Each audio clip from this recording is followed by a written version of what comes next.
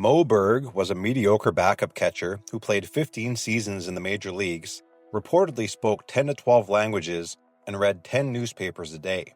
Then, at nearly 40, he became a real-life spy with orders to assassinate one of Nazi Germany's top scientists.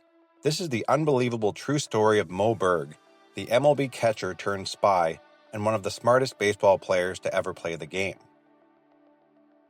Born in 1902 to Jewish immigrants, Berg was a star shortstop at Princeton before signing with the Brooklyn Robins in 1923. The Robins eventually changed their name to the Dodgers in 1932. Although he was originally signed as a utility infielder, he was converted to a catcher later.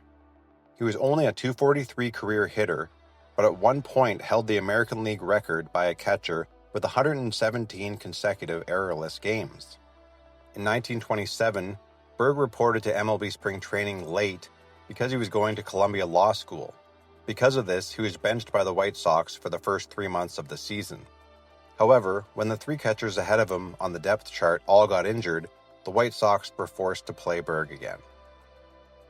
After the 1932 season, retired ballplayer Herb Hunter arranged for Berg and two other players to go to Japan to teach baseball seminars at Japanese universities.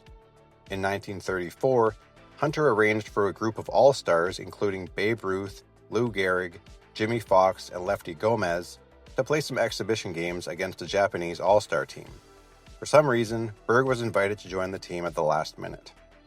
While the players were playing, Berg went to a local hospital to film the Tokyo skyline with a 16mm movie camera he borrowed from a New York newsreel production company. In 1939, Berg retires from MLB and coached briefly with the Boston Red Sox in 1940 and 1941. Less than 1 month after Pearl Harbor was attacked, Berg accepted a position with the Nelson Rockefeller's Office of the Coordinator of Inter-American Affairs. Berg shared the footage of Tokyo with intelligence officers in case it could be helpful.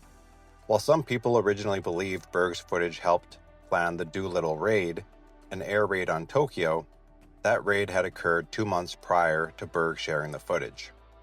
On August 2, 1943, Berg accepts a position in the Office of Strategic Services, or OSS. This was a precursor to the CIA.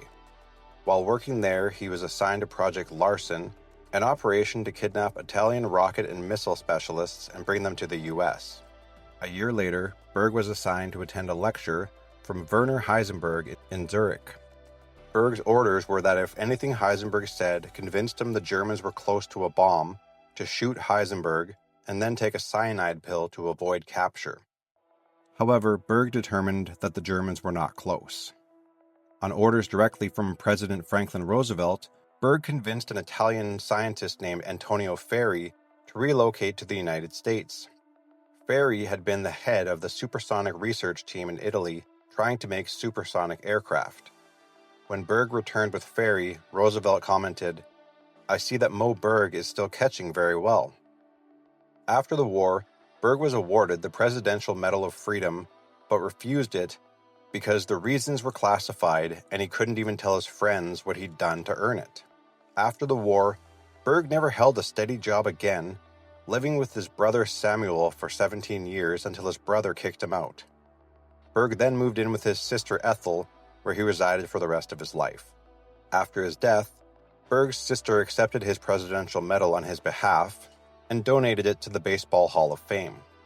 A nurse at the Belleville, New Jersey hospital where he died said his final words were, "How did the Mets do today?" Moe Berg might be the most interesting player in baseball history, and most people have never heard of him. Is this the wildest baseball story you've ever heard of? Let me know in the comments.